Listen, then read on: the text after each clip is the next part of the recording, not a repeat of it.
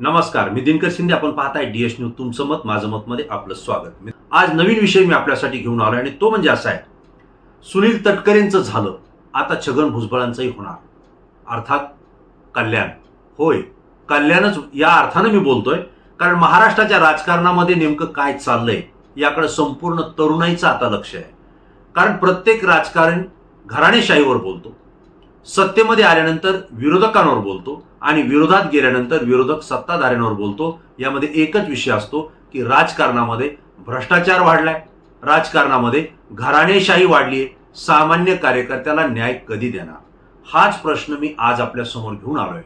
कारण आज महाराष्ट्राच्या राजकारणातला जर विषय पाहिला तर प्रत्येक कुटुंबामध्ये घराणेशाही आपल्याला पाहायला मिळते आणि याच घराणेशाहीवर आरोप करून, टीका करून भारतीय जनता पार्टी महाराष्ट्रामध्ये आणि देशामध्ये सत्तेत आलेली आहे. काँग्रेस हे घराणेशाहीला बळ देणारा पक्ष आहे असं भारतीय जनता पार्टीने यापूर्वी सांगितलं. राष्ट्रवादी काँग्रेस हे सुद्धा घराणेशाहीला साथ देत आहे असंही भारतीय जनता पार्टीने सांगितलं. यामध्ये तरुणांच्या भावनांचा उद्रेक झाला. प्रत्येकाला असं वाटलं की भारतीय जनता पार्टी बोलतोय ते खरंय.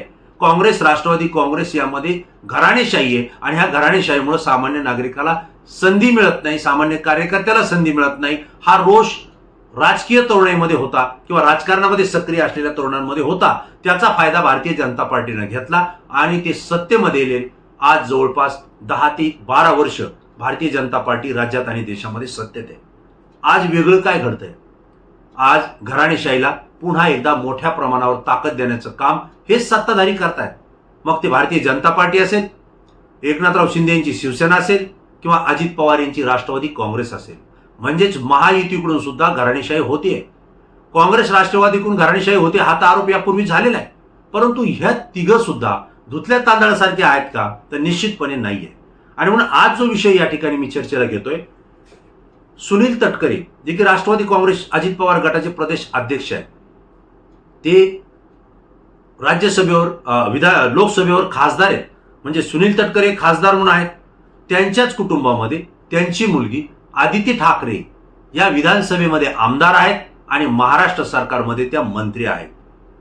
याच आदित्य ठाकरेंच्या भाऊ, याच सुनील तटकरेंचा मुलगा आदित्य तटकरे हा नुकताच विधान परिषदेवर आमदार म्हणून त्या ठिकाणी निवडून गेलाय. म्हणजे बघा, प्रदेश अध्यक्ष खासदार सुनील तटकरे, त्यांची मुलगी आदिती तटकरे या मंत्री आणि आमदार, आणि त्यांचाच मुलगा आदित्य तटकरे हा पुन्हा विधान परिषदेवर. म्हणजे एकाच कुटुंबात 2 आमदारकी, 1 मंत्रीपद आणि 1 खासदार आणि प्रदेशाध्यक्षपद हे गेलेले आहे. आणि विशेष म्हणजे हा पक्ष भारतीय जनता पार्टी सोबत समसमान प्रमाणात राज्यामध्ये सत्तेत आहे. दुसरा विषय जर आपण केला तर सुनेत्राताई पवार या स्वतः राष्ट्रीय अध्यक्ष आहेत राष्ट्रवादी काँग्रेसच्या, महाराष्ट्राच्या उपमुख्यमंत्री आहेत, बारामतीतून आमदार झालेले आहेत आणि त्यांचाच मुलगा पार्थ पवार हा खासदार आहे. म्हणजे 1 खासदार, 1 उपमुख्यमंत्री आणि आमदार सुद्धा एकाच कुटुंबात. तसा विचार केला तर शरद पवार यांच्या कुटुंबावर सुद्धा नेहमी आरोप केला जातो. तो आरोपही सत्यच म्हणावा लागेल, कारण शरद पवार हे खासदार आहेत, त्यांची मुलगी सुप्रियाताई सुळे या सुद्धा खासदार आहेत, हे अनेक वर्षापासून आहेत, आणि रोहित पवार हे शरद पवारांचे नातू हे सुद्धा आमदार आहेत. म्हणजे एकाच कुटुंबात 2 खासदारकी आणि 1 आमदारकी आहे. असा जर विचार केला तर भारतीय जनता पार्टीचे माजी प्रदेशाध्यक्ष आणि महाराष्ट्राच्या विधानसभेची धुरा ज्यांच्याकडे होती ते माजी खासदार रावसाहेब दानवे यांचा जर कुटुंबाचा विचार केला तर रावसाहेब दानवे यांचा मुलगा जो की संतोष दानवे हे आज आमदार आहेत भारतीय जनता पार्टीकडून, आणि रावसाहेब दानवे यांचीच मुलगी संजना जाधव या शिवसेनेकडून आमदार आहेत. म्हणजे एकाच घरामध्ये 2 आमदारकी 2 वेगवेगळ्या पक्षातून आलेली आहे, हे आपण समजून घेतलं पाहिजे. तिसरा मुद्दा येतो नारायणराव राणे यांचं कुटुंब. नारायणराव राणे हे महाराष्ट्राचे माजी मुख्यमंत्री होते, केंद्रीय मंत्रीपद त्यांनी काम त्या ठिकाणी पाहिलेलं आहे. सूक्ष्म, मध्यम आणि लघु उद्योग मंत्री म्हणून त्यांनी महाराष्ट्रात काम पाहिले, देशाचं काम पाहिले. आज त्याच नारायणराव राणेंच्या कुटुंबाचा जर विचार केला ते भारतीय जनता पार्टीत आहेत, ते स्वतः खासदार आहेत.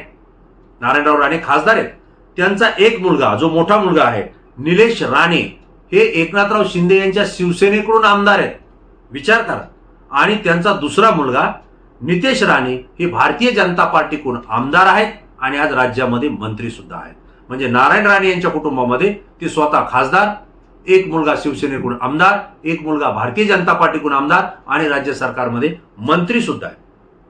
सध्याचे उपमुख्यमंत्री एकनाथराव शिंदे यांचाही जर विचार केला आपण तर ते शिवसेना एकनाथराव शिंदे या पक्षाचे प्रमुख आहेत, महाराष्ट्राचे उपमुख्यमंत्री आहेत आणि त्यांचाच मुलगा श्रीकांत शिंदे हे खासदार आहेत जे दिल्लीमध्ये आज काम पाहत आहेत. म्हणजे एकाच कुटुंबात उपमुख्यमंत्रीपद, पक्षाचा प्रमुख पद आणि मुलगा खासदार हे सुद्धा एकनाथराव शिंदेच्या कुटुंबात पाहायला मिळत आहे. आणि दुसरे भारतीय जनता पार्टीचे नेते असलेले अशोकराव चव्हाण नांदेडचे हे काँग्रेसचे होते, त्यांनी भारतीय जनता पार्टीमध्ये प्रवेश केला. आज अशोकराव चव्हाण हे महाराष्ट्राचे मुख्यमंत्री म्हणून राहिलेले आहेत, तेच आज या ठिकाणी खासदार आहेत भारतीय जनता पार्टीकडून.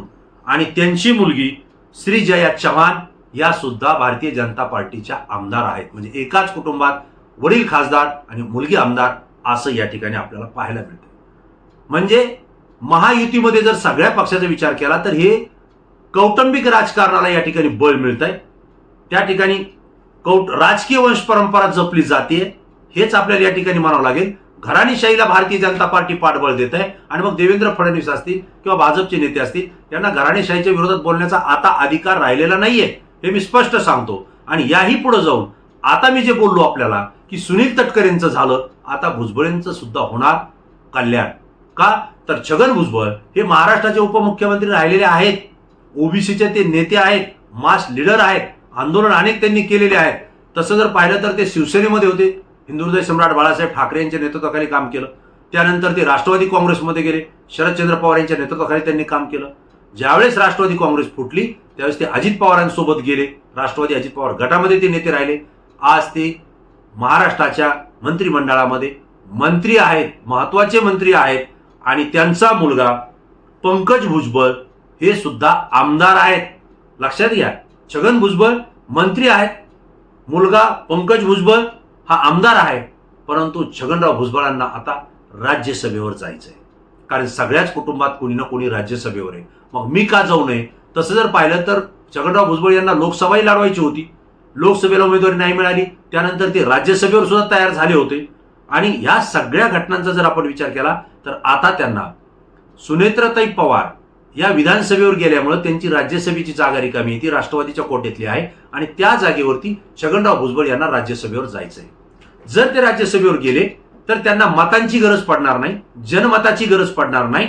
मग ते राज्यसभेतून कोणतंही आंदोलन करू शकतात, सामाजिक लढा उभा करू शकतात आणि महाराष्ट्रामध्ये पुन्हा एकदा सामाजिक वातावरण निर्माण करून भविष्यात राजकीय परिस्थिती ही महायुतीच्या बाजूने सुद्धा तयार करू शकतात. अशा पद्धतीचं वातावरण राष्ट्रवादी काँग्रेस अजित पवार गटाच्याच नेत्यांनी या ठिकाणी निर्माण केलंय आणि ते भारतीय जनता पार्टीला पोषक आहे. मुख्यमंत्री देवेंद्र फडणवीस यांना हेच पाहिजे आणि म्हणून छगनराव भुजबळ हे जर राज्यसभेवर जायचं असेल त्यांना पाठवण्याचा आग्रह हा भारतीय जनता पार्टीचाच आहे. राष्ट्रवादी अजित पवार गटाचे काही नेते जरी बोलत असले तरी देवेंद्र फडणवीस यांची सुद्धा इच्छा आहे की छगन भुजबळ यांना राज्यसभेवर पाठवावं आणि त्यांना महाराष्ट्रामध्ये सभा गाजवण्यासाठी मोकळं मैदान द्यावं, हीच कदाचित परिस्थिती आहे. पण छगन भुजबळांनी एक अट घातली आहे, एक नाही 2 अटी घातल्या. त्यांनी असं सांगितलं मी राज्यसभेवर जायला तयार आहे, पण माझ्या 2 अटी आहेत. एक म्हणजे येवला मतदारसंघ जो नाशिकचा आहे तो मी राजीनामा दिल्यानंतर तो रिक्त होणार आहे. मग त्या ठिकाणी जी उमेदवारी आहे ती माझा पुतण्या समीर भुजबळ यांना देण्यात यावी. बघा, म्हणजे मुलगा तर आमदार आहेच, स्वतः खासदार राज्यसभेवर जायचंय, परंतु पुतण्याला समीर भुजबळ यांना नाशिकमधून विधानसभेची उमेदवारी द्या. आणि केवळ उमेदवारी नाही, तो निवडून येईल, मी त्याला निवडूनही आणेल, परंतु त्यानंतर निवडून आल्यावर माझं राज्यातलं जे मंत्रिपद आहे ते मंत्रिपद समीर भुजबळ यांना देण्यात यावं. ही अट छगन भुजबळ यांनी राष्ट्रवादी काँग्रेसच्या समोर ठेवलेली आहे, भारतीय जनता पार्टीच्या समोर ठेवलेली आहे. लक्षात घ्या, मी यापूर्वी 1 महिन्यापूर्वी सांगितलं होतं, व्हिडिओ सुद्धा आपण पुन्हा एकदा DS न्यूजवर चेक करून पहा की छगन भुजबळांच्या 2 अटीमुळे राष्ट्रवादी अडचणीत, हेच मी आपल्याला बोललो होतो. आणि छगन भुजबळांना राज्यसभेवर जायचंय आणि हीच त्यांनी अट घातली आहे असं मी 1 महिन्यापूर्वी सांगितलेलं आहे. सुनेत्राताई पवारांनी ज्यावेळेस राज्यसभेचा राजीनामा दिला त्याच वेळी मी सांगितलं होतं की छगन भुजबळांची आता इथं जाण्याची इच्छा आहे आणि त्यासाठी त्यांची ही अट असणार आहे आणि आज ते सत्य होत आहे. म्हणजेच एकंदरीत काय की त्यांचं असं मत आहे, माझ्या कुटुंबामध्ये मी खासदार माझा मुलगा आमदार आणि पुतण्या आमदार होत असेल तर तुमच्या पोटात का दुखतंय? कारण सुनील तटकरे हे खासदार आहेत, त्यांची मुलगी आमदार मंत्री आहे, आता त्यांच्याच मुलाला आमदार तुम्ही विधान परिषदेवर केलंय, मग ते मला का नाही? माझ्याच कुटुंबावर अन्याय का? हे छगन भुजबळांचं मत आहे. बरोबर आहे, राजकारणामध्ये ही घराणेशाही चाललेलीच आहे आणि मग तुमच्याच कुटुंबावर अन्याय होतोय हे या घराणेशाहीतल्याच लोकांनी बोलायचंय. यामुळं तर सामान्य कार्यकर्त्यांमध्ये, सामान्य तरुणांमध्ये, सामान्य नागरिकांमध्ये राजकारण्यांविषयी संताप व्यक्त होतोय. कॉक्रोच जनता पार्टी आज हा शब्द प्रयोग केल्यानंतर अनेकांचे कान टवकारतात. कॉक्रोच जनता पार्टीचा उदो केल्यानंतर सत्ताधारी आणि प्रस्थापितांच्या पोट्यात कळ निघते. का यांचा उदो होतोय? काय चुकतंय कॉक्रोच जनता पार्टीचं? त्यांचं हेच मत आहे की राजकारणामध्ये, समाजकारणामध्ये काम करताना गोरगरीब कुटुंबातले अनेक तरुण काम करतात. राष्ट्राला आणि राज्याला घडवण्याची नवी दिशा त्यांच्याकडे आहे, नवीन विचारसरणी त्यांच्याकडे आहे. सामान्य कुटुंबातून काम करून पक्ष बांधणीसाठी ही लोक काम करतायत. ह्या कुटुंबातल्या ह्या कार्यकर्त्याला, या सामान्य लोकांना तुम्ही संधी देऊ शकत नाही. तुमच्याच घराणेशाहीला देणार, तुमच्याच मुलांना, तुमच्याच मुलींना, तुमच्याच वडिलांना तुम्ही पदं देणार आणि मग सामान्य कार्यकर्त्यांचं काय? आणि म्हणून कॉक्रोच जनता पार्टी ही सोशल मीडियावर निर्माण झालेली पार्टी आता रस्त्यावर उतरली, दिल्लीमध्ये मोठं आंदोलन केलं आणि याच प्रस्थापित राजकारण्यांच्या विरोधात त्यांचा आवाज आहे. आणि म्हणूनच कोट्यवधी तरुणाईनं कॉक्रोच जनता पार्टीला आपलंसं केलेलं आहे, जवळ केलेलं आहे, त्यांचे सदस्य झालेले आहेत. आज दिल्लीमधलं पहिलं आंदोलन या ठिकाणी घडलं, त्या ठिकाणी हजारोच्या संख्येनं हे कॉक्रोच म्हणजे जे तरुण त्या ठिकाणी उपस्थित राहिले, आपल्या भावना त्यांनी व्यक्त केल्या, राजकारण्यांविषयी व्यक्त केल्या, आरोग्यविषयक धोरण काय पाहिजे, शैक्षणिक धोरण काय पाहिजे, राष्ट्रीय एकात्मतेचं धोरण काय पाहिजे, हे सगळं कॉक्रोच जनता पार्टी बोलत असताना राजकीय घराणेशाही नकोय हे सुद्धा यांच्यातला मतप्रवाह आहे. आणि त्यामुळं कॉक्रोच जनता पार्टीचे अनेक तरुण माध्यमांसमोर येऊन थेट मुलाखती देत आहेत. त्यांच्या मुलाखती ऐकल्यानंतर, कॅमेऱ्यासमोर बोलतानंतर असं वाटत सुद्धा नाही की ही मुलं 19 ते 25 वयोगटातली आहेत.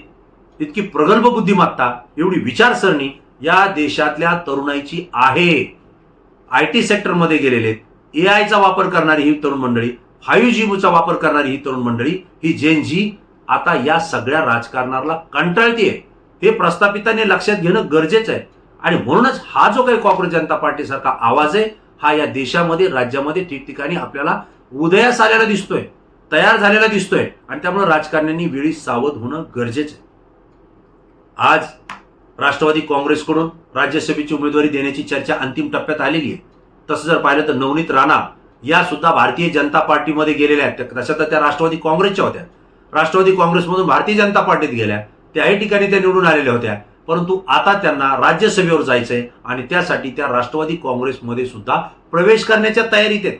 म्हणजे काय, एकीकडे त्यांचे पती आमदार आहेत, त्या खासदार होत्या, अशा वेळी पुन्हा त्यांना खासदार व्हायचंय. म्हणजे एकाच कुटुंबात पुन्हा एकदा घराणेशाही निर्माण करायची आहे. परंतु यासाठी तत्व, ध्येय, धोरण, पक्ष सगळं बदलायला ही मंडळी तयार आहेत. केवळ आमचा स्वार्थ साधला गेला पाहिजे, राजकीय पद आम्हाला मिळाले पाहिजेत आणि आम्हीच या राज्यावर राज्यकर्ते झालो पाहिजेत. ही जी काही मानसिकता या लोकांची झालेली आहे, हीच मानसिकता आजच्या तरुणाईला खटकते आणि त्यामुळंच कॉक्रोच जनता पार्टीसारखे आंदोलन होत आहे. असो, हा भाग वेगळा, परंतु महाराष्ट्राच्या राजकारणामध्ये सुनील तटकरेंचं जमलेलं आहे. आता छगनराव भुजबळ यांचं सुद्धा जमणार आहे. तटकरेंच्या कुटुंबाचं झालंय ते छगनराव भुजबळ यांच्या कुटुंबाचं सुद्धा कदाचित होईल आणि ते म्हणजे कल्याण. बाकीच्यांचं काय, तुम्ही विचार करा.